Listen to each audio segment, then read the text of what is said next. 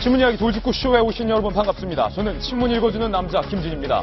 서울 오패산에서 총기 사건이 발생했습니다. 범인이 쏜 총에 맞아서 경찰관 한 명이 숨졌습니다. 그런데 이 범인은 본인의 페이스북에 한 명이라도 더 경찰을 죽이고 가는 것이 나의 목적이다 라고 밝힌 것으로 드러났습니다. 정말이지 끔찍한 사건 잠시 후 상세히 보도해드리겠습니다. 오늘자 조간신문 어떤 뉴스 보도하고 있는지 지금부터 저와 함께 하시죠. 먼저 동아일보입니다. 오늘 동아일보 1면에 단독 보도 내용 기사로 시작을 하고 있습니다. 문제가 되고 있는 K스포츠 재단, 최순실 씨가 이른바 비선 실세가 아니냐라는 의혹의 한가운데 있는데 K스포츠 재단의 직원을 뽑을 때 청와대가 인사검증을 한 것 아니냐라는 가능성이 제기됐습니다. 한 스포츠계 인사 A씨가 저희 동아일보 기자를 만나서 구체적으로 진술한 내용에 따르면 K스포츠 재단 직원을 뽑을 때 청와대에서 인사검증을 한다라는 말을 털어놨는데 이게 도대체 어떻게 된 이야기인지 잠시 후 자세히 보도하겠습니다. 청와대에선 그럴 리가 없다라고 부인하긴 했습니다. 다음 신문입니다. 이번에 한국일보 1면입니다. 국정원장이 문재인 전 대표가 당시 북한의 의견 타진했다. 그리고 그 역할을 김만복 당시 국정원장이 했다.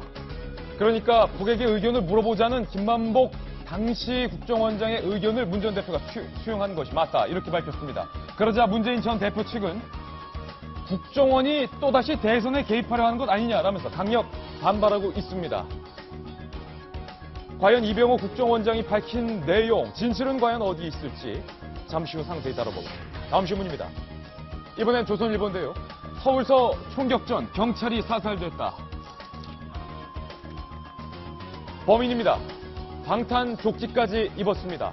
오늘 어떤 신문에서는 범인의 얼굴을 공개했고 어떤 신문에서는 범인의 얼굴을 공개하지 않았습니다. 저희 돌직구쇼에서는 경찰의 지침을 따라서 경찰의 규칙을 존중하여 범인의 이름을 공개하진 않았지만 경찰을 살해한 이 극악무도한 범인의 신원과 얼굴을 공개하는 것이 맞지 않나라는 여론도 있습니다. 잠시 후 다뤄보겠습니다. 다음 신문입니다. 이번엔 경향신문입니다. 다시 최순실인데요. 이대 입학 뒷말에 최순실 씨의 딸 정유라는 돈도 실력이다. 돈 없는 니네 부모를 원망하라.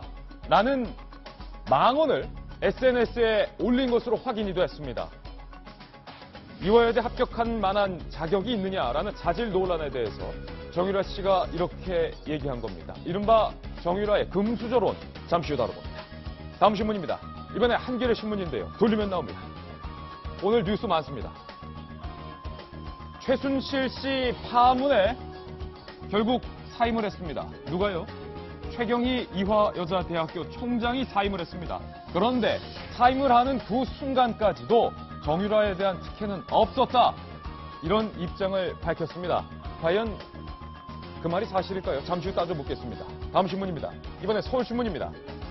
다시 문재인. 이병호 국정원장의 발언. 송회고록이 사실이라는 느낌을 받는다. 이 원장은 북한의 의견을 물어보자고 처음 제안한 사람은 김만복 전 국정원장이었고 당시 대통령 비서실장이었던 더민주 문재인 전 대표가 제안을 받아들여서 그렇게 하자고 결론을 낸 게 맞다고 생각한다. 황당스럽고 이해가 안 되며 수치스러운 일이다. 이렇게 비판했습니다. 다음 신문입니다. 이번엔 중앙일보인데요. 역시 돌리면 나옵니다. 역시 중앙일보 1면도 문재인 전 대표와 관련된 기사입니다. 김만복이 북의 의견을 묻자고 제안했고 문재인이 수용한 게 맞다고 생각된다. 현 국정원장인 이병호 국정원장이 이렇게 밝힌 겁니다. 야당 측에서는 국정원이 또다시 대선에 개입하려 하느냐라고 강하게 반발을 하고 있지만 이병호 국정원장이 무언가 사실관계를 기반으로 판단되는 것 아니냐라는 관측도 무게를 갖고 있습니다. 오늘 정말로 뉴스가 많은데 시청자 여러분들의 품격에 걸맞는 뉴스들만 치열하게 골라봤습니다. 여러분께서는 지금 고품격 뉴스 토크 신문이야기 돌직구쇼를 시청하고 계십니다.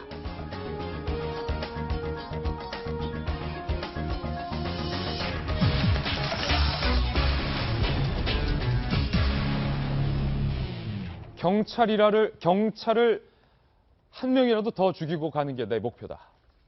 오패산 살인 사건의 범인이 SNS에 남긴 메시지입니다. 저희가 준비한 첫 번째 돌직구 신문을 통해서 확인해 보시죠.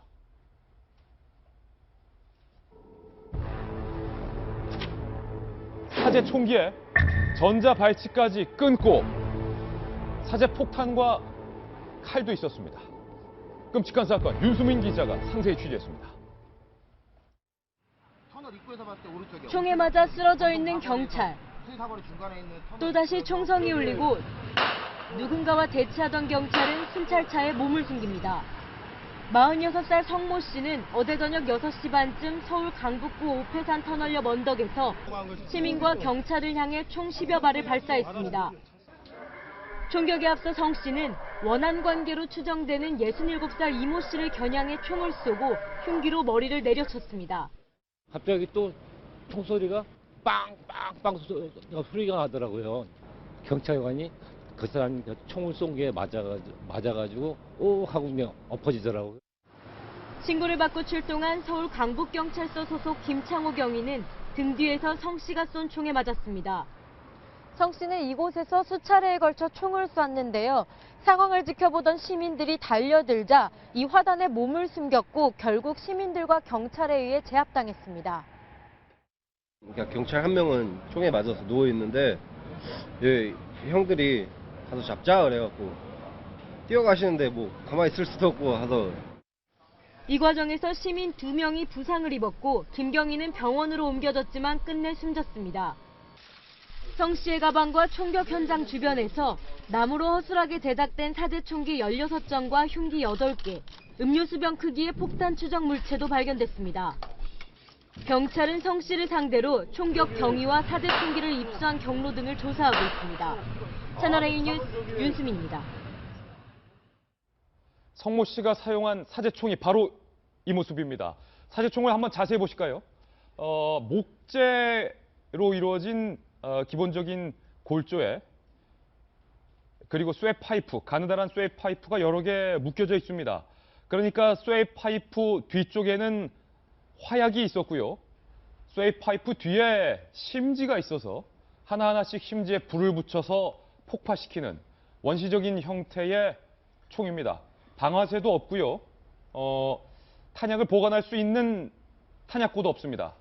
그러니까 화약이 담겨있는 쇠파이프 앞쪽에 쇠구슬을 넣고 뒤쪽에 심지에 하나씩 불을 붙여가면서 발사하는 상당히 원시적인 그러나 매우 치명적인 그런 사제총을 직접 제조해서 16정을 들고 있었고 가방에 흉기 7점과 또 자신이 요구르트 통에 스스로 만든 사제 폭발물까지 소지하고 있었던 것으로 확인이 됐습니다.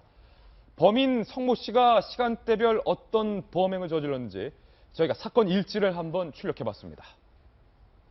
서울 오패산 터널 입구에서 총격이 발생했습니다. 19일 오후 6시 20분쯤 성모 씨가 우선 전자발찌를 훼손했습니다. 그리고 서울 번동의 한 건물 앞에서 67살 이모 씨에게 총격을 가했습니다. 다행히 총상을 심하게 입지는 않았습니다만 도망치는 이 씨를 쫓아가서 망치로 머리를 가격합니다. 범인 성은 오패산 터널 입구 근처로 이동을 했고 강북경찰서 번동파출소 소속의 김창호 경위 등 2명이 즉각적으로 순찰차를 타고 출동을 합니다. 그런데 범인 성은 6시 33분 김창호 경위 등에게 총격을 가했고 결국 김경희는 그 총격으로 사망을 하게 이릅니다. 6시 45분 성은 경찰과 대치하다가 시민과 경찰에 의해서 제압되고 검거가 됐습니다. 정현이. 그런데 그의 가방에서 16정의 사제 총과 폭발물 그리고 흉기 등이 발견됐다. 준비가 돼 있었다는 것이죠. 그래서 아까 얘기한 대로 페이스북에 본인이 앞으로 2, 3일 내에 경찰과 충돌할 일이 있을 텐데 그때 현장에 나오지 마라. 경찰들한테 그렇게 경고하는 메시지도 써 있었다고 합니다. 그러니까 본인은 어떤 이런 사태에서 어떤 예상을 하고 있었다고 봐지고요. 지금 경찰 조사에서도 엄청난 경찰에 대한 분노와 적개심을 드러내고 있고 일종의 망상장애, 현상을 보이고 있다고 하는데요. 망상장애가 있는 것 치고는 머리가 좋은 것 같습니다. 왜냐하면 예. 지금 얘기한 대로 저렇게 사제총 16발, 굉장히 조잡하지만 근거리에서 쏘면 사상력이 큰 무기를 인터넷에서 보고 동영상을 보고 본인이 스스로 조합해서 이제 만들었기 때문에 바로 저 총이죠. 그렇죠. 그래서 그 가까이서 맞았고 그 쇠구슬이 바로 그 숨진 경위에 뒤에서 이제 쏘았기 때문에 어깨를 뚫고 폐까지 갔기 때문에 살상력은 굉장히 큰 무기인데요. 풀숲에 숨어 있다가 경찰관이 나타나자 등 뒤에서 쐈다. 그렇죠. 그래서 그리고 이제 아까 부동산 업자하고 이제 주차 문제로 시비가 있다고 그랬는데 거기서 보면 극도의 분노감을 표하지 않습니까? 예. 총을 가져와서 먼저 쏘고요. 그 다음에 이제 망치로 가격까지 했고 또 안에는 방탄조끼까지 미리 입고 있었다고 해요. 방탄조끼까지요. 그러니까 이거는 미리 이제 준비되면서 저런 사태에 대해서 거의 준비를 하고 갔다는 것으로서 아주 끔찍하고 더더구나 경찰이 사망했다는 것은 공권력에 대한 도전으로 있을 수가 없는 일이죠. 범인 성모, 전과가 있었죠. 전과가 지금 7범이죠. 전과 7범. 그리고 미성년자 강간부터 일반적인 강간까지 포함해서 모두 폭력까지 7년으로 거의 10년 이상을 갖다가 복역을 하고 2012년에 출소를 했는데 예. 사회에 적응하지 못한 채 저렇게 직업도 없이 아마 인터넷 그런 데에 빠져가지고 좀 더 정신적으로 고립되다가 이제 저런 일을 저지른 것 같습니다. 미성년자 성폭행 등 특수강간 전과 7범이다. 9년 6개월 동안 복역을 한 후 2012년 9월 출소를 했는데 계속 전자발찌를 발에 차고 있다가 어제 범행을 저지르기 직전 전자발찌를 범인은 끊었습니다. 그런데 범인이 범행 직전 페이스북에 올린 메시지, 범인의 페이스북을 저희가 그대로 출력을 해봤습니다. 함께 보시죠. 보시죠. 본인이 누구인지에 대해서 페이스북에는 자기를 소개할 수 있는 그런 부분이 있는데 본인을 이렇게 소개하고 있습니다. 나는 국민 왕따고 국민 거지다. 그러면서 부패 경찰의 조직적인 범죄 의혹을 까발리고 일본의 침략 음모를 폭로한 대가로 본인이 거지가 됐고 왕따가 됐다. 뭔가 심각한 망상을 앓고 있다. 추측이 될 수 있는 부분입니다. 이름, 성모, 얼굴도 본인이 있죠. 길게 올린 글을 한번 볼까요? 10월 11일 오후 8시 35분에 범인이 올린 글입니다. 앞으로 나는 2, 3일 안에 경찰과 충돌하는 일이 있을 것이다. 그가 말한 대로 됐죠. 부패 친일 경찰 한 명이라도 더 죽이고 가는 게 내 목적이다. 굉장히 끔찍한 말이거든요. 결과적으로 나는 경찰총에 사살되던가 생포되더라도 평생 감옥 또는 정신병원에 감금되어 그곳에서 죽게 될 것이다. 결과가 나에게 불행인 줄 알지만 지금의 내 상황에서 이것이 최선이다. 나에겐 선택의 여지가 없다. 앞서 설명한 바도 있지만 강북경찰서 형사는 내가 내 방을 통제할 수 없는 상황이 되면 내 방에 시신을 넣어 살인 누명을 씌우려는 음모를 갖고 있다. 전형적인 피해 망상을 겪고 있는 지점이 아닐 수가 없습니다. 이런 음모를 억제하기 위해서 내가 페북에서 공개를 했다라고 하면서 그 밑에 볼까요? 10월 15일 오전 10시 41분. 이 같은 경찰의 살인 누명 음모를 알고 있지만 생활고로 인해 경찰과의 충돌은 불가피하다. 계속 경찰과 충돌할 것이다. 그리고 경찰에 대한 강한 적개심을 연이어서 표현을 하고 있습니다. 그러면서 밑에는 경찰에 대한 욕설까지 올린 것으로 봐서 윤태곤 실장님, 정신 상태가 정상은 아니다. 이 사람이 그래서 더 무서운 건데요. 예. 뭐 가끔 우리나라에 총기 사고가 있지 않습니까? 그게 총기 사고가 주로 있는 게 이제 엽총, 사냥용 엽총으로 해가지고 뭐 우발적으로 말하자면 이제 화가 나서 열받아서 이렇게 하는 경우들이 있는데 이 사람 같은 경우에는 뭐 정신이 조금 이상하건 말건 간에 철저히 계획적이고 그리고 철저하게 계획했다. 그리고 김모 경위를 예. 뒤에서 쏘았지 않습니까? 이건 이제 난사가 아니라 저격인 거죠. 저격이다. 기다리고 있다가 이제 나오는 것을 보고 쏘았고 그리고 사제 총기를 마련을 했고 본인은 방탄복을 막 입고 있었고 우리 경찰들이요 이런 이제 현장에 위험한 현장에 출동을 할 때 가끔 방검복은 입고 갑니다. 예. 방검복이랑 칼을 이렇게 막는 거거든요.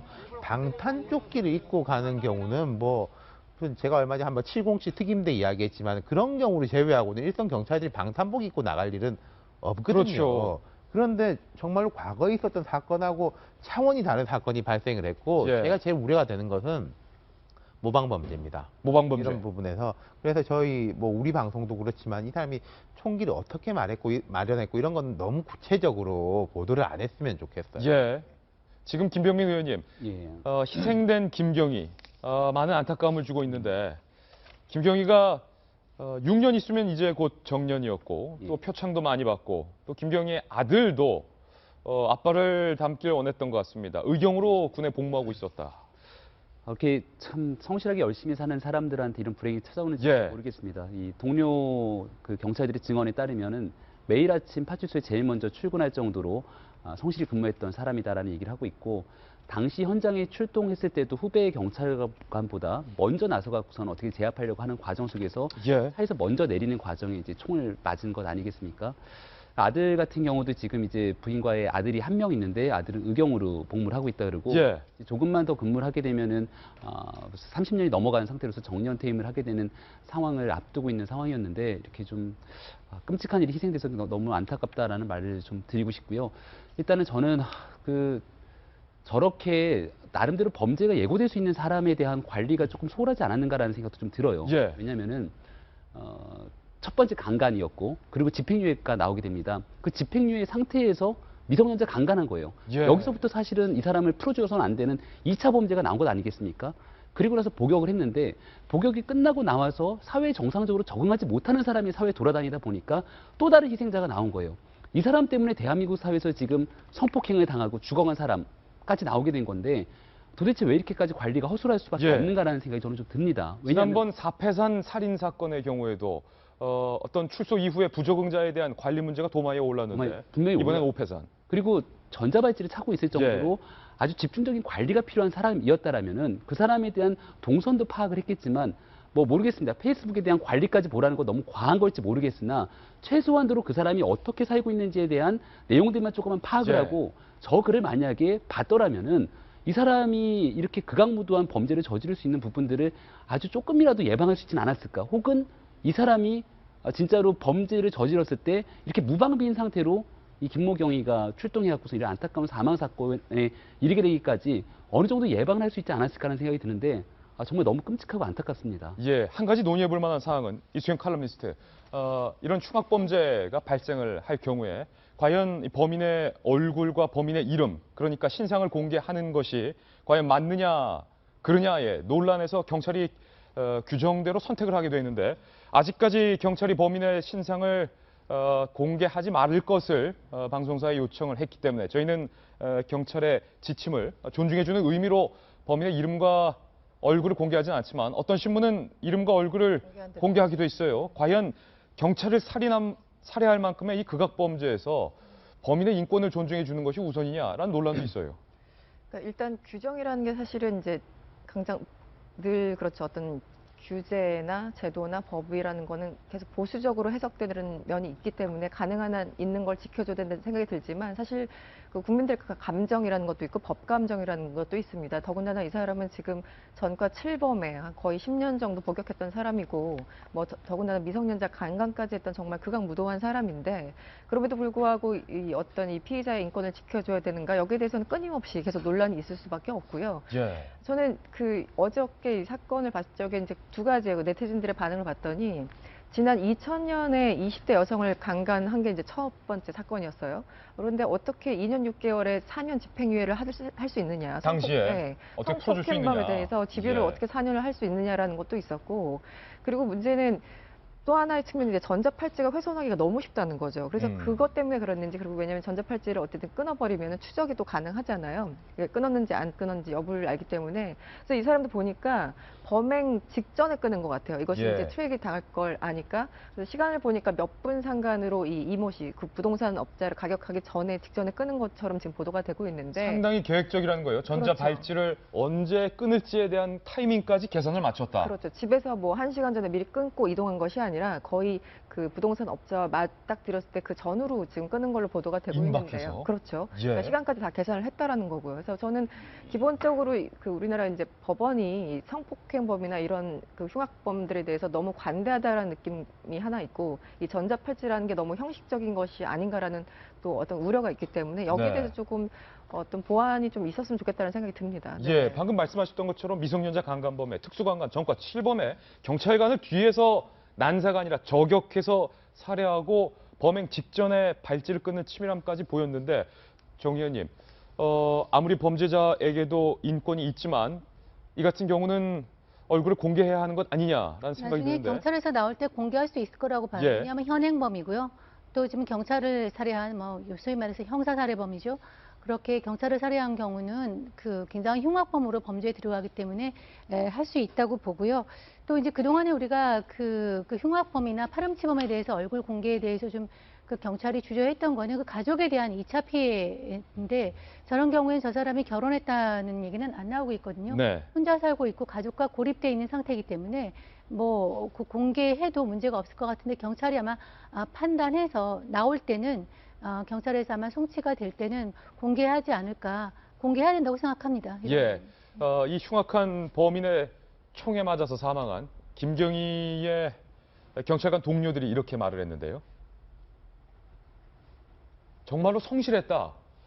그리고 표창도 20번이나 받을 만큼 굉장히 모범적인 경찰관이었다. 매일 아침 제일 먼저 파출소에 도착할 정도로 성실했고 동료들에게 솔선수범을 보이던 분이었다. 30년 가까이 경찰에 근무한 분으로 이 경찰 업무에 대한 애정과 충성심도 매우 강했다. 이렇게 말을 했고요. 의협심이 강하고 어려운 사람을 자주 도왔다. 6년만 있으면 정년 퇴임인데 이 처남은 말을 끝까지 잊지 못했습니다. 소식을 듣고 급히 달려온 유족들은 김경희의 사고 소식, 사망 소식이 믿기지 않는다는 등 황망한 표정으로 병원 주변을 계속 안타깝게 밤을 지켰던 것으로 알려지고 있습니다. 임 실장님. 이 글을 보면요, 제가 만약에 이 글을 봤다고 하면은 이 사람이 범죄를 모의하겠구나라고 생각할 게 아니라 참 이 정신이 온전하지 못한 사람이구나라고 생각을 했을 것 같아요.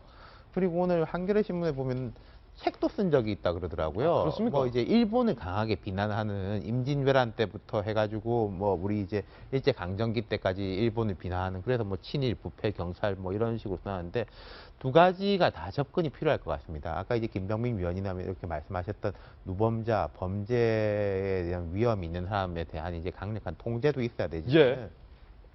이런 사람들이 예를 들어서 범죄를 저지르기 전까지는 뭐라고 통제할 수 있는 명분도 없고 수단도 없거든요.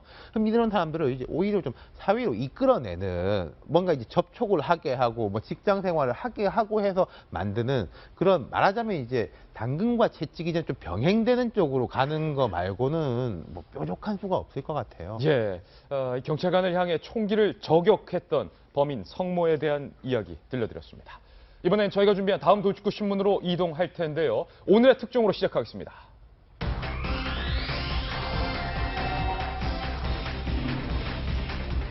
네, 오늘의 특종 마크가 계속해서 돌고 있습니다. 요즘 전국을 가장 뜨겁게 달구고 있는 의혹 중 하나는 바로 비선 실세로 꼽히고 있는 최순실 씨와 그의 딸 정유라 씨에 대한 의혹들입니다. 과연 오늘은 어떤 특종 내용이 보도되고 있는지 돌직구 신문을 통해서 먼저 확인해 보시죠. 눈치채시겠지만 오늘 돌직구 신문 중에서 가장 큰 기사입니다. 오죽하면 이화여자대학교가 아닌 최순실 대학교가 아니냐라는 웃지 못할 얘기까지 나오고 있습니다. 결국 이대 총장은 사임을 했습니다. 하지만 최순실 게이트 의혹은 아직 끝나지 않았습니다. 오늘 저희 동아일보를 포함해서 각 조간 신문에서 보도되고 있는 주요 내용 3가지 소식을 저희가 새롭게 정리를 해봤습니다. 과연 어떤 의혹들이 있는지 하나씩 공개하겠습니다. 첫 번째입니다.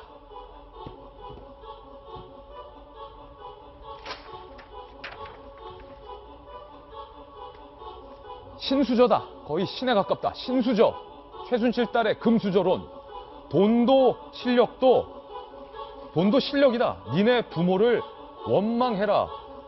최순실 씨의 딸 정유라 씨가 본인의 페이스북에 이런 메시지를 남겼던 것으로 확인이 됐습니다. 그래서 저희가 정유라 씨의 페이스북을 출력을 해봤는데요. 함께 보실까요? 이름이 유연으로 되어 있습니다. 엄마 최순실도 이름을 개명한 상황인데 정유라라는 이름도 유연에서 유라로 개명을 한 겁니다. 그러니까 개명하기 전의 일이죠. 2014년 12월 3일 그러니까 이화여자대학교에 합격한 이후 과연 이대에 합격할 만한 자격이 되느냐라는 자격 논란, 특혜 논란이 한창 일었던 당시입니다. 능력이 없으면 니네 부모를 원망해. 부모를 원망해.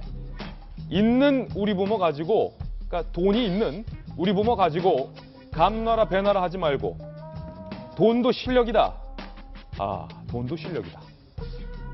그러니까 정유라 씨가 어떤 생각과 어떤 가치관으로 자랐는지, 돈에 대한 개념이 어떤 개념인지가 엿보이는 대목입니다. 불만이면 종목을 갈아타야지. 그리고 이 글을 올리기 2달 전에는 이화여대에 합격했다라는 글도 본인이 올린 바가 있습니다.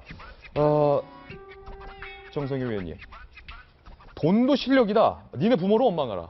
그렇죠. 이제 사실은 저 전문을 읽어보면은 굉장히 그 20대 초반, 그 19, 이제 10대 후반에 2014년도 12월이니까 그래서 있을 수 없는 이제 천박한 표현을 쓰는 어떤 격정적인 그런 표현이 많이 있습니다. 이제 핵심은 아까 얘기했지만 이때가 2014년 10월에 이 친구가 수시에 이제 합격을 하고 나서 아마 뒷말이 많았던 것 같아요. 제가 이화여대 합격할 능력이 안 되는데 하면서 이제 같이 승마를 하는 친구들 사이에서 아마 이제 왕따나 어떤 그런 것이 있으니까 그거에 대해서 격정적으로 이제 분노를 토로하면서 한 얘기인데요. 그 예중에 이제 얘기 나온 대로 능력이 없으면 네 부모를 원망해라. 예. 왜 우리 부모 가지고 야단이냐. 그런 얘기를 하면서 이제 욕설을 쏟아내는 이제 그런 장면이 많은데요. 근데 이거를 기화로 해서 아까 얘기했지만 어떻게 보면 한심하기도 하고 내가 어떻게 다른 사람들 반응을 보니까 어떻게 10대 후반의 아이가 저런 얘기를 할 수 있는가 섬뜩하기도 하다. 예. 그런 표현을 했는데 핵심은 이거 같습니다. 이걸로 인해서 이 친구가 이렇게 이화여대 이제 합격에 대한 이런 그걸 쓰고 그것이 이제 부모 덕이라는 것 같다 간접적으로 시인함으로써 이것 예. 논란이 소위 말해 최순실 게이트에서 정유라 게이트로 가면서 이 같은 그 또래에 있는 사람 젊은 친구들이 엄청난 분노를 사고 있어요. 예. 지금 그때는 이제 흑수저론이나 금수저론 이런 말이 없었던 시절인데 이미 본인이 태어나부터 나는 부잣집 딸로 태어나서 이렇게 하는데 뭐가 문제냐 라는 식으로 얘기했던 이런 것이 비슷한 처지에서 너무나 힘겹게 고생하는 젊은 층들의 분노를 자극하면서 이 상황 자체가 이 최순실 게이트를 넘어서 이런 상황이 되도록 방치했던 정권에 대한 분노로 예. 이렇게 넘어가는 그런 양상을 보이고 있는 것 같습니다. 지금 보시면요. 능력이 없으면 니네 부모를 원망해라 라는 대목에서 그러니까 자신의 이화여자대학교 합격도 결국 능력이 있는 우리 부모님 덕분이다 라는 것이 엿보이는 단면인데 급기야 돈도 실력이다 라는 대목에 이르러서는 정말로 말문이 막히는 대목인데 김병민 의원님, 예. 특권 의식에 젖어 사는 기득권층이 얼마나 탐욕스럽고 오만한지 그런 것들이 좀 엿보이지 않습니까? 이 말 한마디 때문에 아마 이 최순실 씨가 그동안 쌓아왔던 모든 것들이 한 번에 무너지는, 이제 소위 말해서 뚝이 무너졌다라는 표현을 좀 쓰고 예. 있는데 이거 걷잡을 수 없을 겁니다. 아마 그동안은 이제 뭐 미르재단, K스포츠재단 등등에 대한 여러 가지 의혹들에 대한 제기들이 있었지만 거기에 대해서 뭐 합리적인 증거라든지 이런 부분들을 명확하게 내놓지 못했을 때는 법적인 판단을 기다릴 수밖에 없는 상황 아니겠습니까? 근데 저 말 한마디, 그리고 정유라 씨가 보였던 태도 때문에 이제는 법적인 판단 이전에 국민이 벌써 감정적으로 모든 판단을 아마 다 내렸을 겁니다. 예. 이 조선시대 말기에 삼정의 문란이라고 혹시 기억날지 모르겠는데 심정이 문란했다. 예, 그런 것 때문에 결국은 이 국가 전체가 흥망성쇠해서 이제 망하는 기점으로 가는 일이 있었는데 지금의 젊은 층이 보기에는 이 자유민주주의 사회에서 내가 열심히 노력하면 누구나 성공할 수 있다는 게 대한민국 사회를 끌고 왔던 근간입니다. 예. 그 근간 중에 가장 첫 번째가 열심히 공부하면, 나는 못 배웠지만 우리 자식이 열심히 공부하면 좋은 대학 갈 수 있어. 이게 대한민국에서 이 교육 신화를 만들고 없는 사람들이 개척해서 용나게 만들었던 첫 번째인데 이거를 아직까지는 사실관계가 밝혀졌지 않았지만 저렇게 말하는 태도를 봤을 때는 저는 뭔가 의심적인 부분들이 분명히 있다고 보여지는데 예. 규명이 돼야겠죠. 입학비리. 이 부분이 만약에 사실이 규명된다라면은 이건 대한민국 사회의 근간 흔드는 일이다라고 보여지고 예. 두 번째는 많은 청년들이 지금 분노하고 있는 것 중에 하나가 취업 비리 문제 때문에 지금 현 정권의 여러 가지 얘기들이 나오지 않았습니까?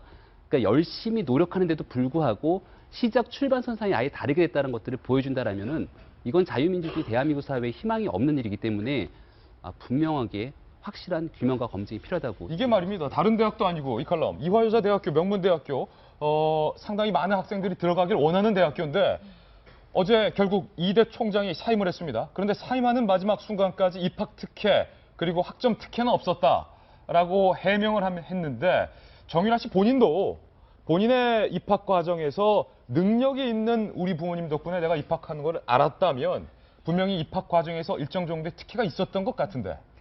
이게 최 총장이 거의 석 달을 버텼죠. 예, 지난 7월부터 그 당시 이제 단과대학 문제였겠지만 어쨌든 지금 한 90일 정도 버티다가 불명예 퇴진을 한 건데요. 지금 이 상황에서 지금 여러 가지 의혹에 대해서 만약에 시인을 하면은 그거는 또 걷잡을 수 없는 그런 상황이 됩니다. 이미 불명예 퇴진을 하는 상황에서 본인은 저렇게까지 그 해명을 하고, 그러니까 딱 저 정도 수준에서 해명을 하고 나갈 수밖에 없었던 것 같고요. 왜냐하면 지금 당장 교수들이 이 130년 만에 처음으로 교수들이 들고 일어났고, 그리고 사법 처리까지 받아야 되는 예. 사안이라고 교수들이 직접 얘기를 하고 있어요. 오늘 중앙일보는 130년 2대 치욕의 날이라고 쓰고 있어요. 그렇죠. 그러니까 저거는 재학생들은 물론이고 졸업생들의 어떤 명예도 크게 훼손당하는 거 아니겠습니까? 근데 저는 어제 유라 씨인지 유연 씨인지 저분의 글을 읽으면서 느꼈던 게 이제 그런 거예요. 요즘은 아까 사다리론 말씀하셨지만 사다리라는 게 다 꺾여지고 없어진 사회가 돼버렸잖아요. 태어날 때부터 어떤 몇 천만 원 내는 고급 사립 초등학교부터 들어가는 예. 순간부터 입학부터, 그리고 최근엔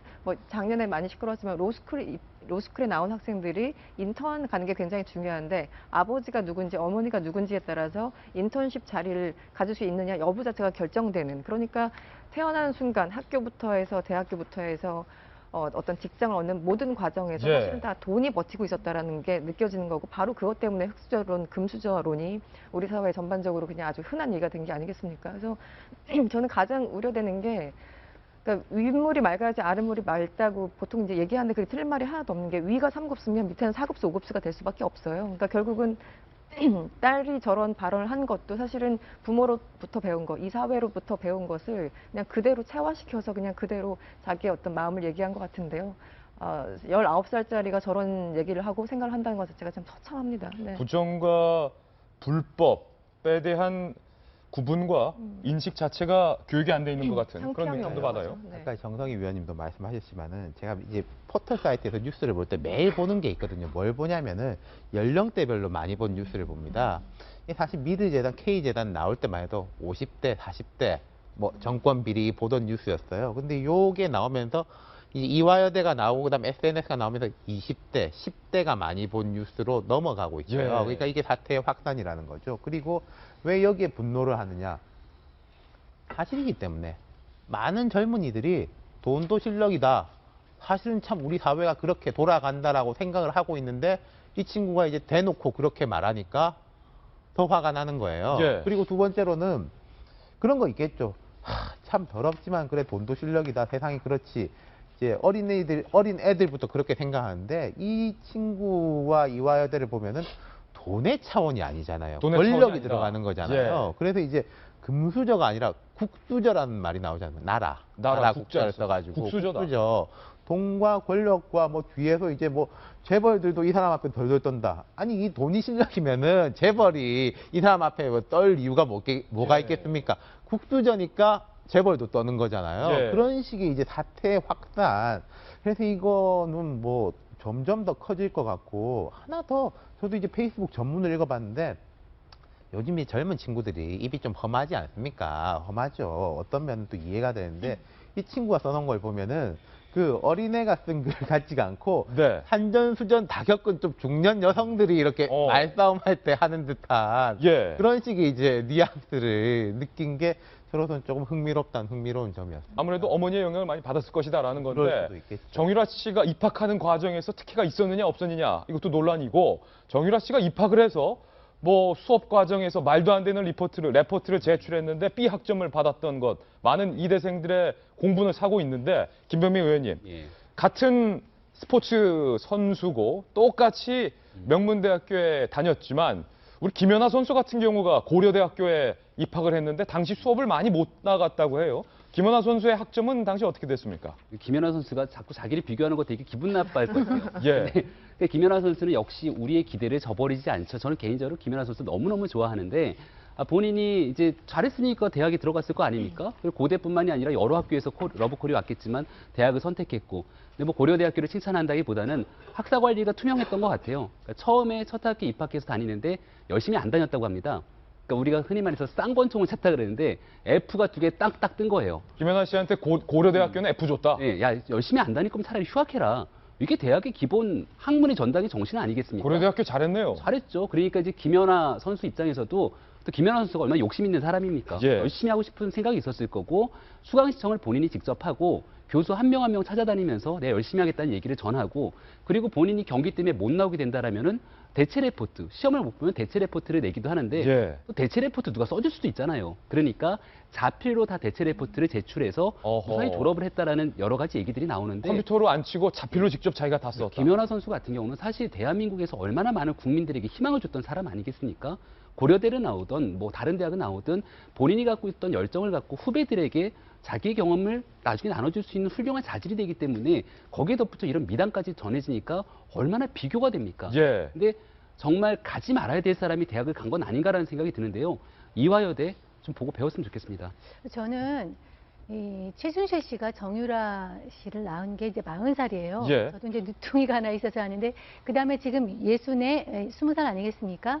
그리고 이제 뒤늦게 보는 외동딸이에요. 그러니까 저는 이 일련의 사태를 보면서 이 최순실이 이 자신의 딸을 김연아 선수처럼 만들려고 했다는 그런 생각이 들어요. 어허. 그러니까 이제 좀 K재단, 뭐 미르 스포츠 재단. 뒤늦게 예. 이제 좀 승마를 시작했던 것 같고 승마를 선수로 해서 본인 그 딸을 키우는데 아주 올인을 한 것 같아요. 그야말로 아까 말한 대로 돈은 물론이고 권력까지 이제 동원을 해서 또 본인도 열심히 했겠죠. 예. 승마 아까 학업을 전폐하다시피 하면서 특히 열심히 해가지고 이제 아시안 게임 인천 아시안 게임에서 메달을 땄고요. 이제 그 다음에 이제 그렇게 했으면 그랬나 보다 했는데 그 다음에 이제 학교 김연아 선수가 고대한 것처럼 이화여대를 선택을 했고. 그 다음에 제가 좀 의심스러운 것이 이제 아까 나올지도 모르지만 블루K, 그 다음에 K스포츠재단. 나는 특별히 우리 박근혜 대통령이나 이 청와대에서 예. 특별히 스포츠에 관심이 있다는 증거 같은 거나 뭐 대통령이 또 어떤 스포츠를 좋아한다거나 이런 거를 못 느꼈거든요. 근데 느닷없이 이제 K스포츠재단과 미르재단이 만들어졌는데 돌이켜 생각해 보면은 K스포츠재단을 통한 그런 어떤 재단 활동 이런 걸 통해서 딸의 어떤 그 졸업 이후의 어떤 사회생활이나 어떤 진출을 위한 그런 발판으로 삼으려고 했던 큰 엄마로서의 예. 어떤 계획을 가지고 움직이지 않았나 이런 생각을 하는데 자질부터가 틀리고 능력부터가 틀린 사람을 그렇게 무리하게 하다 보니까 이런 것이 빚어지지 않았나 개인적으로는 그런 어떤 그림이 좀 그려져요. 한 가지 더 주목받는 건 최순실 씨도 그랬고 정유라 씨도 그랬고 원래 이름이 아니었다는 것. 그런데 최순실 씨의 아버지인 최태민 씨도 이름을 7번이나 바꿨던 것으로 현재 알려지고 있는데 유 실장님이 이 스토리는 좀 잘 아시죠? 예, 이분이 최태민 씨가 처음에 무슨 이름인지는 지금 알려져 있지가 않습니다. 첫 이름이 뭐인지 알려지지가 않았다. 알려져 있지가 않고 이제 마지막에 돌아가실 때 그러니까 마지막 인생의 한 30년간은 태민으로 살았는데 그 앞에 뭐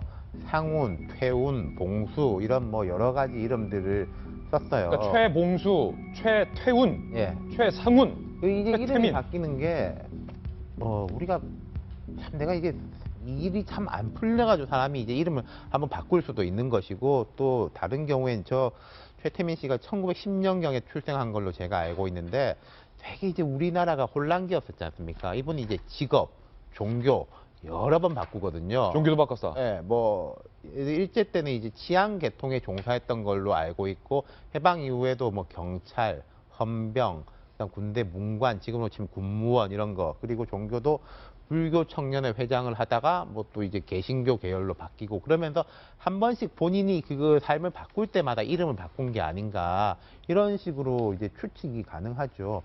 최순실 씨가 이제 최서원으로 이름을 바꾼 거는 얼마 안 됐습니다. 예. 그건 이제 뭐 이혼하고 이런 부분 때문에 좀 삶에 이걸 이제 한번 바꿔보자고 한 게 아닌가 싶고 정유라 씨 같은 경우에도 입학은 유연으로 했는데 그 중간에 한번 휴학을 하지 않습니까? 예. 직후에 이제 이름을 바꾸고 독일로 활동 무대를 바꾸면서 이렇게 이때는 좀 털고 새 출발의 의미로 바꾼 것 같은데 한테 지적하고 싶은 거는 이게 지금 정유라 씨 이게 엄마랑 닮은 점이 있어요. 1970년대 후반에 한 40년 전에 그때 새마음운동본부라는 게 꾸려질 때 또 재벌들이 막 돈 내가지고 했다가 예. 오공 생기고 싹 없어졌는데 이때 이제 최순실 씨가 당국대학을 나왔습니다. 그 대학생 본부의 이제 본부장 이런 거를 지냈어요. 새마음운동본부에. 그러면 이제 뭐 리더십이 얼마나 있었던 분인지는 제가 알 수 없습니다만은 전국적인 조직에 그럼 결국 아버지의 후광과 그리고 그 당시에 영예인 박 대통령하고 친한 사이이기 때문에 됐던 거 아니겠습니까? 그런 모습이 이제 비슷하게 이어지고 있는 거죠. 고스란히 물려받았다라는 건데 최순실 게이트의 의혹 3가지 저희가 오늘 새롭게 다루고 있는데요. 첫 번째 사항 살펴봤고요. 두 번째 의혹이 남아 있습니다. 오늘 동아일보가 일면에 단독 보도하고 있는 내용입니다. K스포츠 재단의 직원을 뽑을 때 청와대가 인사검증을 했다라는 증언이 나왔습니다. 청와대가 과연 민간재단의 인사검증까지 하는 것이 옳은 것인가 의문이 드는데 스포츠 업계에 있는 A씨는 동아일보 기자를 만나서 이렇게 말했습니다. 올해에 K스포츠재단 주요 보직을 뽑는다는 소식을 듣고 내가 응모했는데 탈락했다. 나중에 청와대의 인사검증을 내가 통과하지 못했다는 얘기를 들었다. 전 K재단 초대 이사장인 정동구 전 이사장은 항상 누군가가 사무총장을 통해서 지시를 내렸고 나는 안 나와도 그만인 인물이었다. 즉 꼭두각시 이사장에 불과했다라는 이야기를 털어놨습니다. 이 보도대로라면 K스포츠재단이라는 민간 스포츠재단의 주요 보직을 뽑는데 청와대의 인사검증팀이 작동을 했다라는 얘기가 되지 않습니까, 이칼라? 그렇죠. 일단 지금 재단의 초대 이사장을 맡았던 이 정동구 씨 발언이 참 재밌는데요. 스스로 얘기를 하잖아요. 일종의 바디 사장 역할을 했다. 꼭두각시 역할을 했고 누군가가 계속 배후에서 조정을 하는 것 같았다. 그래서 자기는 국정원이 있는 줄 알았다라는 건데요. 예. 나중에 이제 또 다른 사람들의 지금 증언을 들어보면은 사실상 청와대가 검증을 했다라는 얘기가 나오고 있고요. 근데 사실 그 많은 단서나 증거, 정황들이 있었죠. K스포츠 설립 과정도 그렇고 설립 허가 신청도 하루 만에 났고 대기업들이 얼마나 많은 돈을 다 투자했는지 여러분들 뭐 너무나 잘 아실 겁니다.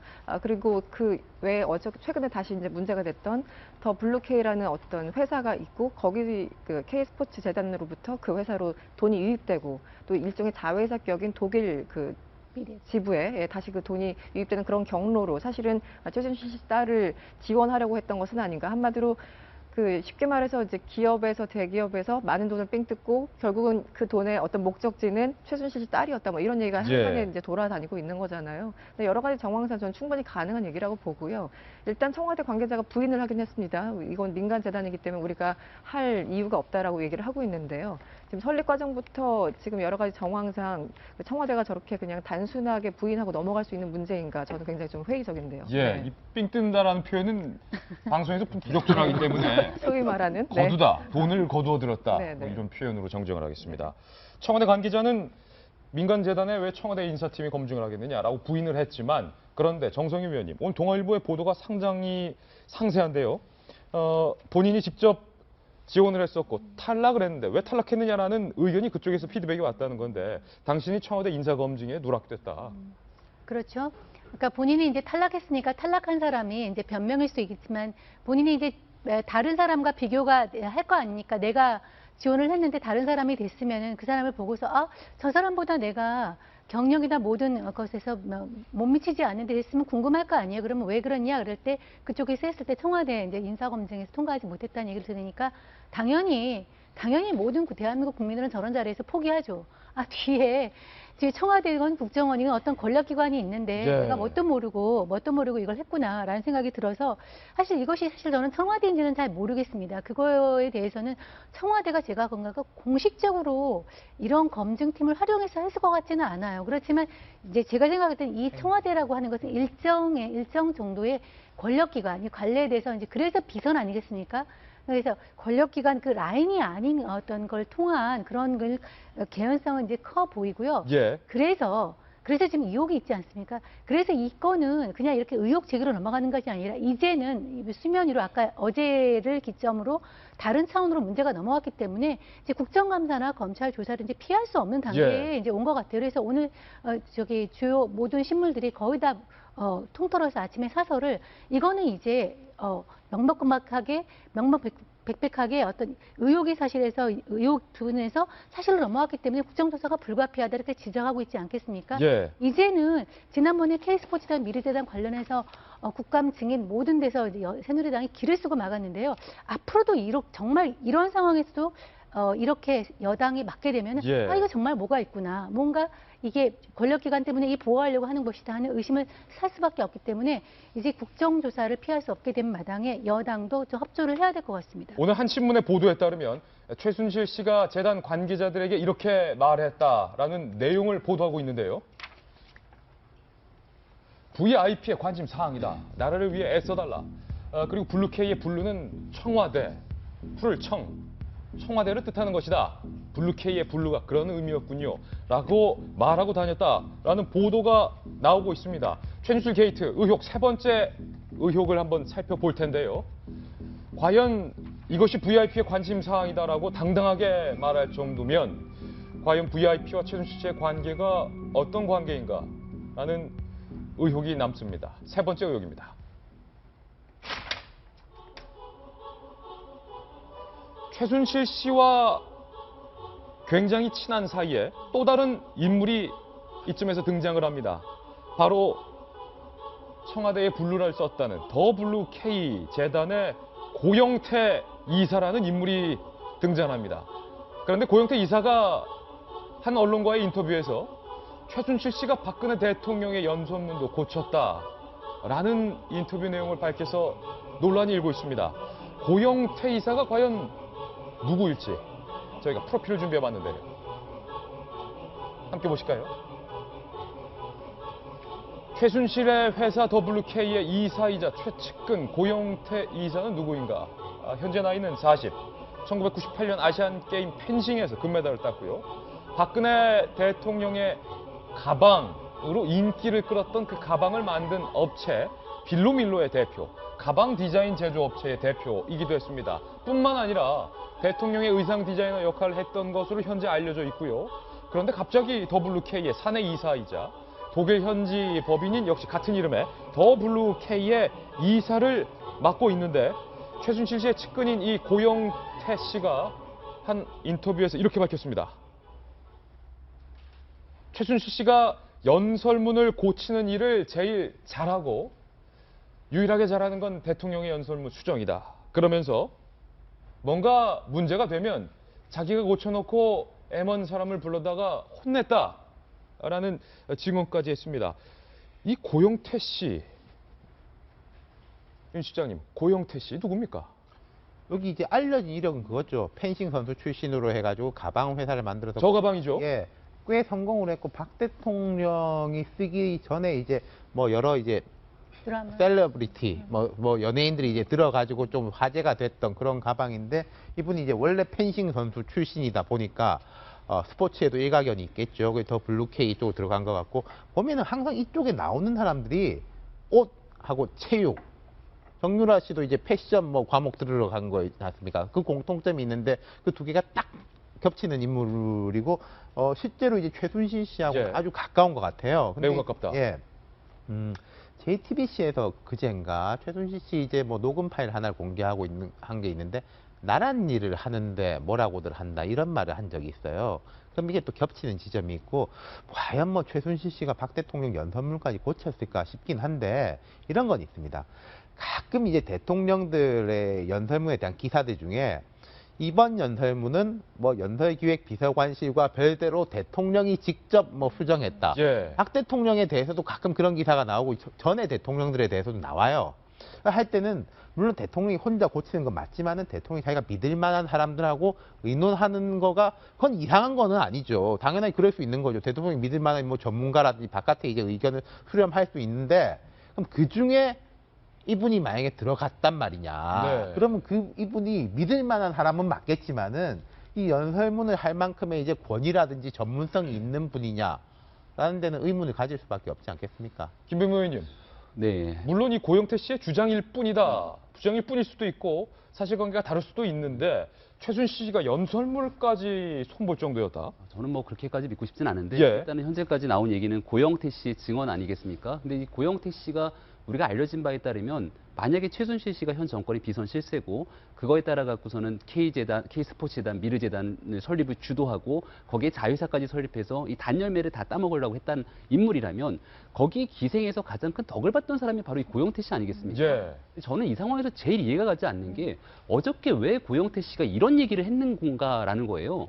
현 정권이 만약에 아까 말씀드린 것처럼 비선 실세와 빌부터 갖고서는 뭔가의 모종의 혜택을 다 받았던 사람이 갑자기 이제 와서 이런 얘기를 한다? 예. 그럼 거기에 대한 사건의 진위를 좀 따질 필요가 있는데 거기에 대해서 마지막으로 나왔던 얘기 자체가 대통령의 연설문을 고치는 일을 제일 좋아한다라는 얘기들은 사실 여기에 대한 신빙성 여부를 좀 따져봐야 될 필요가 있다라고 보여지고요.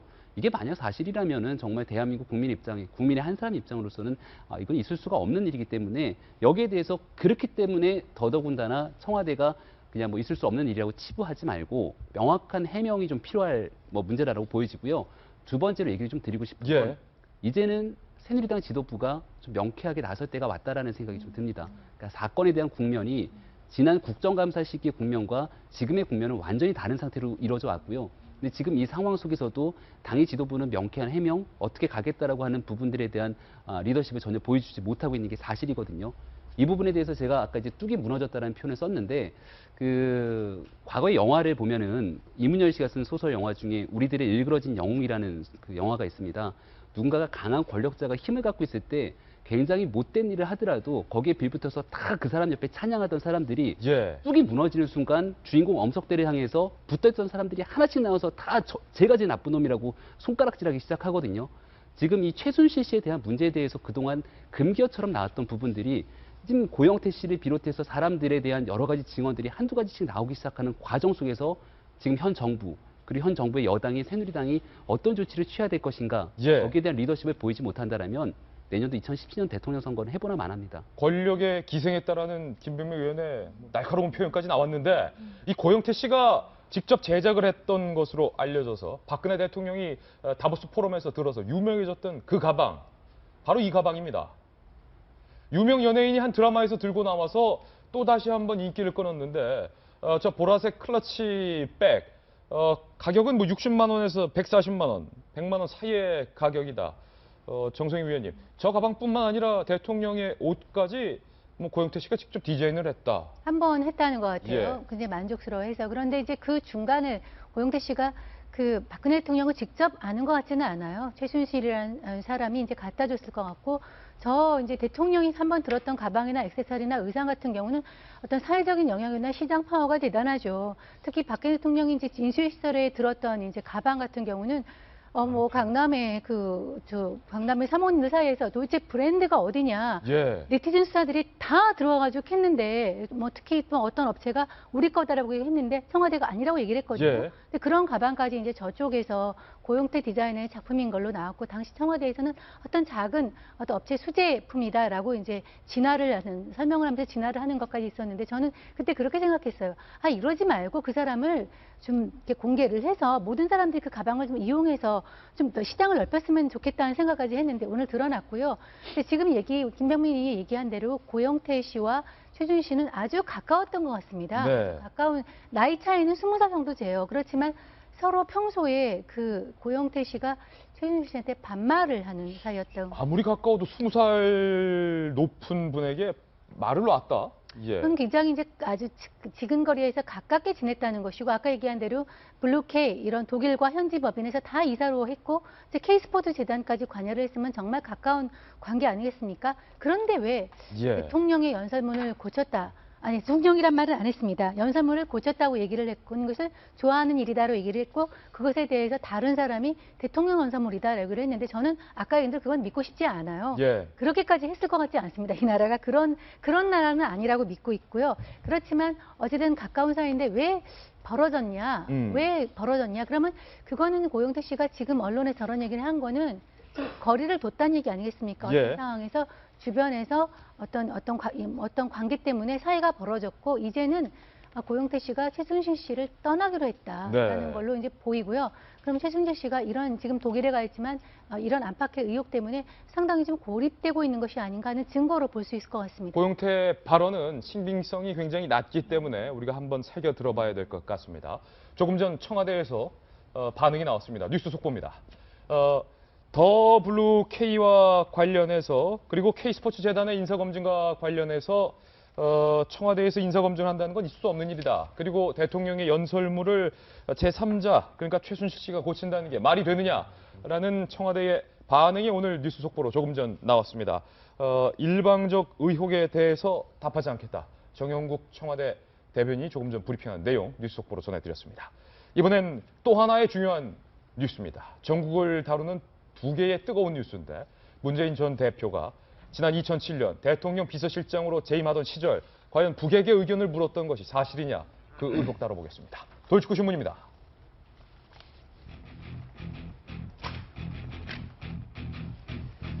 이병호 현 국정원장이 국감에서 답변을 했습니다. 당시 국정원장인 김만복 당시 국정원장이 북한에게 의견을 묻자라고 제안을 했고 문재인 당시 비서실장이 김만복의 의견을 수용하는 게 맞다고 생각이 된다. 이렇게 밝혔는데요. 정보위 국회의원들의 말을 통해서 이병호 국정원장의 발언 내용을 한번 확인해 보시죠. 문재인 비서실장 주재 회의 때 김만복 원장이 남북 경로를 통해 북에 확인해보자는 제의에 대해서 문재인 비서실장은 그렇게 하자고 결론 낸 것에 대해서 원장은 맞다라고 인정했다. 제가 생각에는 맞다라고 생각한다. 예, 맞다라고 생각한다. 예. 뭐 그럴 것 같아요. 의도와 관계없이 자칫 국내 정치에 개입하게 되는 그런 모양을 맞을 수도 있다. 상황을 맞을 수도 있게 된 것을 극히 유감으로 생각합니다. 이번 김사련 문제 국정원장 개인의 또는 상식적으로 생각해 볼 때 개인적인 생각에는 뭐가 있다 없다 하는 대답은 아주 부적절한 대답이다. 어제 정보위 국감에서 있었던 대화 내용을 저희가 출력물로 한번 재구성해봤습니다. 함께 보시죠. 국회 정보위 국감, 송민순 전 장관의 회고록이 과연 사실이느냐. 어제 국감의 최대 현안이었습니다. 이완영 새누리당 의원이 이렇게 물었습니다. 북한 의견을 묻자는 제안을 김만복 전 국정원장이 처음 내놨으며 비서실장이던 문재인 전 대표가 수용한 게 맞느냐라는 질문에 대해서 이병호 현 국정원장이 이렇게 대답했습니다. 맞다고 생각한다. 회고록은 기억이 아니라 기록으로 근거를 갖고 기술되어 있는 것으로 본다. 그러자 그 현장에 있었던 야당 의원들이 근거 자료가 있느냐라고 반발을 하자 이병호 국정원장은 자료를 본 건 없다. 하지만 확인 중이다. 개인적으로 생각할 때 그렇다고 본다. 회고록이 매우 구체적이고 사리에 맞아 매우 진실에 가깝다. 이렇게 진술을 했습니다. 그러니까 송민순 전 장관의 회고록 내용, 문재인 전 대표가 북한에게 의견을 물어보고 기권을 결정한 게 맞다라고 생각한다고 국정원장이 밝힌 겁니다. 이어서 여당 의원들이 기권 결정을 북에 통보한 것이란 문재인 전 대표 측의 주장에 대해서 어떻게 생각하느냐라는 질문에 대해서 이병호 국정원장은 있을 수도 없는 일이다. 국정원장으로선 상상 불가다라고 비판했고요. 여 의원이 회고록 속 쪽지의 존재 여부는 이렇게 묻자 국정원장은 정보 사안에 대해서 NCND, 그러니까 시인도 부인도 하지 않겠다. NCND 원칙이 적용되기 때문에 밝히기가 어렵다. 이렇게 밝혔습니다. 계속해서 국감 질의 내용이 이어지는데요. 쪽지 내용에 대해서 공개를 할 수 있느냐라는 여야 의원들의 질문에 대해서 검토해보겠다. 국정원장은 이런 식으로 밝힌 것을 전해주고 있습니다. 이수경 칼럼니스트. 지금 현 국정원장이 일단은 송민순 전 장관의 회고록 내용은 사실일 것으로 생각된다. 이렇게 얘기 내렸어요. 저는 어제 그 이병호 국정원장의 어떤 발언을 보면서 정말 강력한 어조로 좀 비판을 하고 싶습니다. 예. 일단 세 가지인데요. 첫 번째는 이병호 원장이 이런 얘기를 했어요. 기억이 아니라 기록에 의한 것이다라고 얘기를 하는데요. 회고록은 물론 기록을 바탕으로 합니다. 하지만 회고록이라는 것은 자신의 어떤 관점, 그리고 같은 사안을 바라보는 뭐 윤태권 실장이 뭐 라시몽도 얘기했지만 같은 사안을 어떻게 해석하느냐에 따라서 굉장히 달라집니다. 예. 그렇기 때문에 지금 이재정 당시 통일부 장관, 김만복 당시 국정원장, 송민순 전 외교장관의 서로 발언이 서로 어긋나는 거 아니겠습니까? 그러니까 회고록은 바로 이런 이유 때문에 개인의 어떤 감정까지 들어가는 것이기 때문에 학술 자료 같은 데서는 인용도 사실상 금하고 있습니다. 굉장히 제한적으로 학술 자료에서는 인용을 하도록 돼 있는데요. 그 자체가 회고록이라는 거에 대해서는 상당히 어떤 주관성을 인정한다는 예. 의미로 해석될 수 있고요. 두 번째는 국정원장입니다. 지금 굉장히 첨예하게 맞붙고 있는 사안이잖아요. 그리고 지금 팩트 자체가 아직 확정되지도 않았고요. 저는 지난 2012년 그 대선 국면에서 국정원이 어떤 역할을 했었던 건지, 그리고 그 이후에 NLL 또 논란 속에서도 국정원이 어떤 역할을 했던 건지 그 사안을 이제 복기를 해보면 이번 사안에 대해서도 국정원이 어느 정도 관여를 하려는 것은 아닌가라는 의혹을 가질 수밖에 없는데요. 예. 국정원장은 사견이 있을 수 없습니다. 그리고 워딩이 중요한데 어떤 질문에 대해서 맞다라고 얘기하는 것과 맞다고 생각하는 거는 전혀 다른 거죠. 예. 맞다는 근거를 가지고 확실하게 얘기를 하는 거고 맞다고 생각한다는 거는 사견을 전제로 얘기를 하는 겁니다. 그런데 지금 이렇게 첨예한 사안에 대해서 맞다고 생각한다, 개인 의견이다 라고 하는 것 자체는 굉장히 혼란을 줄 수밖에 없는 그런 워딩이라고 생각을 하고요. 세 번째는 그겁니다. 팩트 자체가 지금 다릅니다.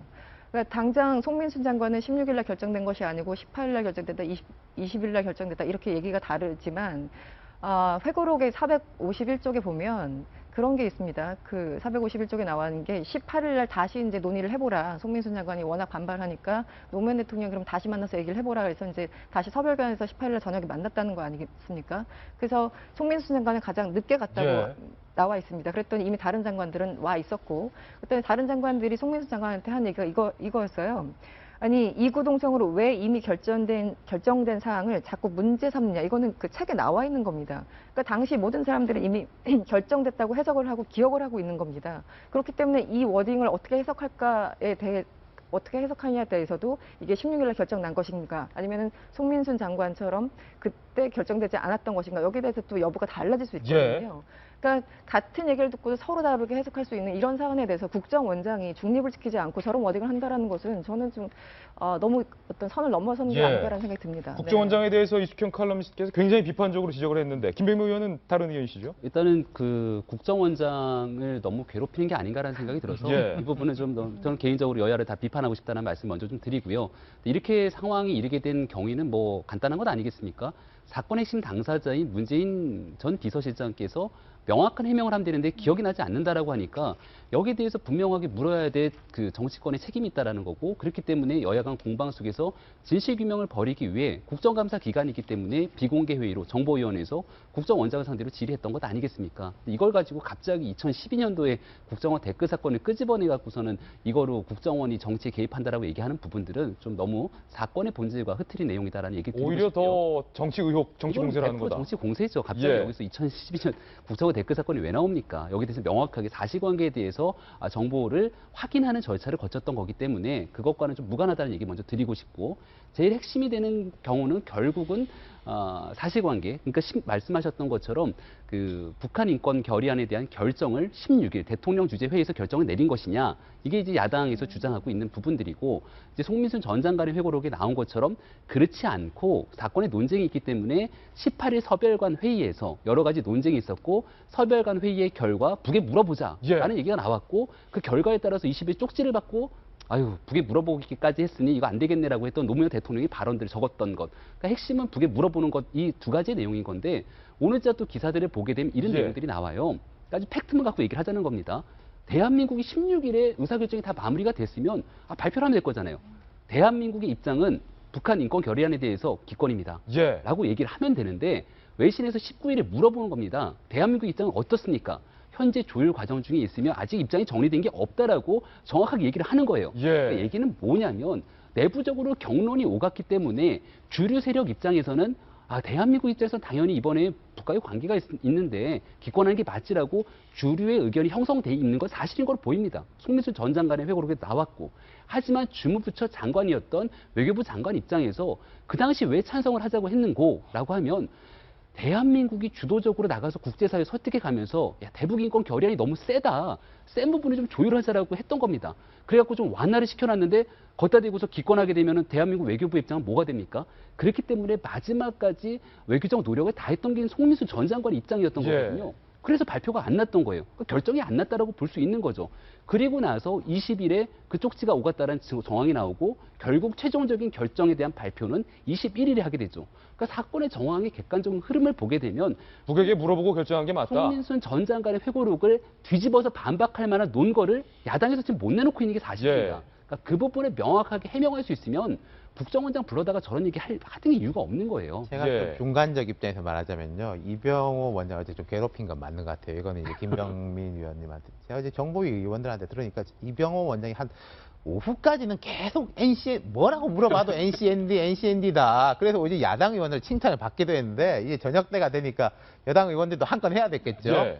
아니 그러면은 당신이 개인적으로 이 책을 쭉 보고 하는 생각은 뭐냐라고 하는 데 대해서 뭐 책을 읽어보니까 앞뒤 이거상 맞는 것 같다라고 말을 한 거고 이제 이숙경 칼럼니스트처럼 거기에서도 내가 개인적으로는 말할 수 없다라고 했으면은 뭐 더 좋았을 수 있었겠죠. 근데 이제 이병호 원장의 약간의 편에 들어주자면은 그런 게 있었던 것 같고 두 번째로는 그 당시에 이제 21일 날 우리 공식 발표가 나요. 천호선 당시 대변인이 공식 브리핑에서 이야기를 한 게 어젯밤에 이제 결정이 났다 최종적으로 뭐 이런 이야기를 했습니다. 대통령이 지시를 한 게 아니고 여러 의견을 수렴해가지고 이제 결정을 했다라고 했는데 이제 지금 천호선 대변인이나 그때 이제 관계자들 같은 이야기로는 16일 날 한 건데 바깥에 이제 뭐 북한이라든지 미국이라든지 유럽이라든지 특히 일본과의 관계 때문에 조금 홀딩하고 있다가 마지막에 왜냐하면은 그 앞에 한 며칠 남기고 이거 발표를 하면은 워낙에 말이 많아지니까 급박하게 했다.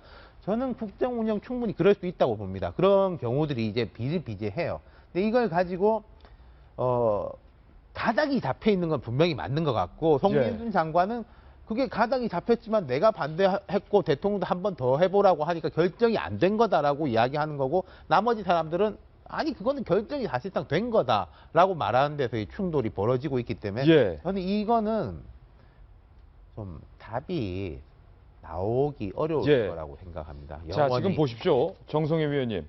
이 칼럼과 김병민 전 의원이 어제 국정원장의 발언을 두고 격론이 한번 오고 갔습니다. 윤태곤 실장께서 이거는 해답을 찾을래야 찾을 수 없는 성격의 일이다라고 말을 해줬는데 그렇다면 뭐 여당의 북한과 내통 발언도 한심한 발언이고 야당의 국정원이 또 대선에 개입을 하는 것 아니냐라는 발언도 한심한 발언이라고 한심한 건 다 빼고 보겠습니다. 팩트만 본 건데 결국 지금 국정원장도 당시에 있었던 일에 대해서는 알 턱이 없습니다. 기록이 나와 있지 않으니까요. 그렇다면 가장 진실을 잘 알고 있는 사람들이 진실은 이것이다 라고 밝혀주면 이 국면 해소가 되는데 그분들이 계속 침묵을 하고 있다는 거죠. 우리가 이제 이 사안이 계속 진실 게임으로 흐르지 않고 있습니까? 근데 이 상황을 바라보는 국민들이나 또 우리 여기에 앉아 있는 패널 자체도 해석 게임을 하고 있는 것 같아요.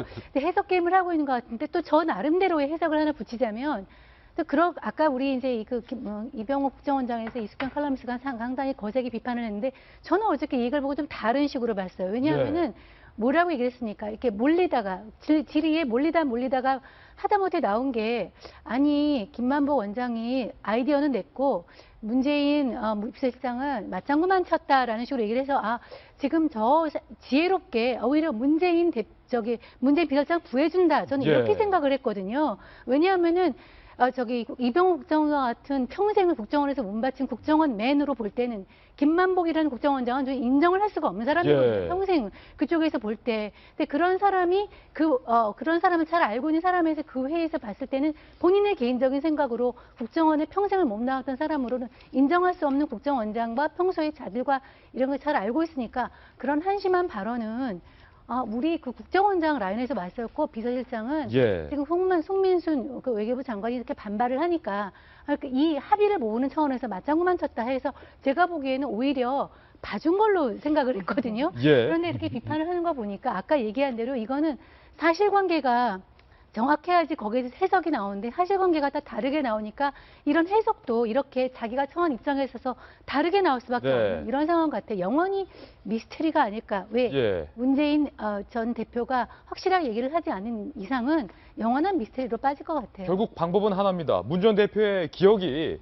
당장 내일이라도 좀 기억이 좀 돌아와서 당시의 상황이 이렇습니다라고 기억이 돌아온다면 해결될 수 있는 것 같은데 그런데 문재인 전 대표의 측근들은 여당과 야당의 어떤 정치 공세를 즐기고 있는 듯한 그런 반응들이 나왔는데요. 윤태곤 실장님, 이제 정치 얘기 좀 해볼게요. 김경수 의원, 문 전 대표의 대변인격이죠. 박근혜 정부와 새누리당을 구하려는 국정원의 노력이 눈물겹다. 그리고 대다수 국민은 2012년 국정원이 벌인 대선 개입 망동을 기억하고 있다라는 발언이 나왔고 정작 문재인 전 대표 본인은 이런 말을 했습니다. 선거만 다가오면 색깔론을 제기하는 건 새누리당의 고질병이다. 아주 못된 버릇을 이번에 꼭 고쳐놓겠다. 그러니까 이제 프레임 전쟁인 거죠. 예. 야당의 프레임으로 맞서는 건데 야당의 프레임이 그래도 이제 조금 먹히는 건 국정원에 옛날 원죄가 있으니까 먹히는 건데 이런 부분이 있을 겁니다. 야권 내의 경쟁이 있지 않습니까? 경선이라든지 이런 부분에서 본다면은 지금 이 국면이 꼭 불리한 것만은 아닐 거예요. 야권 지지자들이 결집시키는 거. 그리고 문재인이라는 사람이 세니까 이 여권이라든지 이쪽에서 이제 문재인을 집중 공격하는구나. 문 대표가 한번 그런 말을 했지 않습니까? 내가 제일 앞장서 있으니까.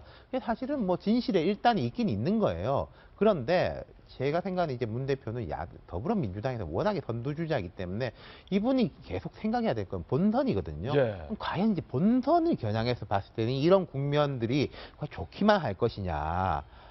그렇지는 않을 것 같아요. 예, 지금 김병민 전 의원께서 좋아, 과거의 일은 다 묻어두자고 치더라도 지금 궁금한 건 문재인 전 대표의 대통령 유력 후보로서의 대북관과 안보인식 그리고 북한 인권에 대한 지금의 생각이 궁금하다. 계속 촉구하는데 문 전 대표가 어제도 아주 못된 버릇을 고치겠다라는 발언뿐이고 그 질문에 대해서는 답을 하지 않았어요. 네, 그게 굉장히 불편하실 거라고 생각이 되는데요. 일단 사실 과거를 밝힐 수 없기 때문에 현재 입장을 얘기할 수 없을 거고 현재 입장을 얘기할 수 없으니까 미래에 대한 자기의 신념, 확고한 얘기를 할 수가 없을 거라고 보여집니다. 저는 이런 지점이요. 문재인 전 대표가 너무나 2017년 대통령 선거만을 생각하고 행동 반경을 옮기기 때문에 그런 게 아닌가라는 생각이 들거든요. 조금 솔직해지셨으면 좋겠어요. 그러니까 문재인 전 대표를 좋아하는 사람들이 문 대표를 가장 아끼는 사람들이 보는 장점으로 꼽는 게 솔직함 아니겠습니까? 적어도 지금의 문재인 전 대표 입장에서는 그런 솔직함이 보이지 않는다는 생각이 드는데 최소한도로 대한민국 국민에 대해서 어떤 대북관념을 가지면서 통일에 대한 어떤 생각을 갖고 북핵 문제 해결에 대한 어떤 의지를 갖는지는 좀 솔직하게 말씀해 주시면 그게 오히려 본인의 경쟁력을 높이는 데 더 도움이 된다는 생각을 말씀드리고 싶습니다. 예, 오늘 가장 뜨거운 현 시점의 이슈 두 가지, 최순실 씨와 문재인 전 대표에 대한 뉴스를 특집으로 다뤄봤습니다. 저희는 광고 후 돌아옵니다. 잠깐만요. 네, 손학규 전 대표가 오늘 정계 복귀 선언을 할 예정이라서 조금 전 강진 토담집에서 하산을 했다는 정치부의 뉴스 속보도 들어와 있습니다. 이슈가 많아서 하필 정계 복귀 타이밍을 좀 잘못 잡으신 게 아닌가라는 생각이 드는데 그 소식 저희 한번 내일 다뤄보겠습니다. 오늘 저희가 준비한 소식 다 전해드렸습니다. 저희는 내일 아침 9시에 더욱더 풍성하고 뜨거운 돌직구 들고 여러분께 인사드리겠습니다. 오늘 하루는 분명 어제보다 더 나을 겁니다. 좋은 하루 되십시오. 고맙습니다.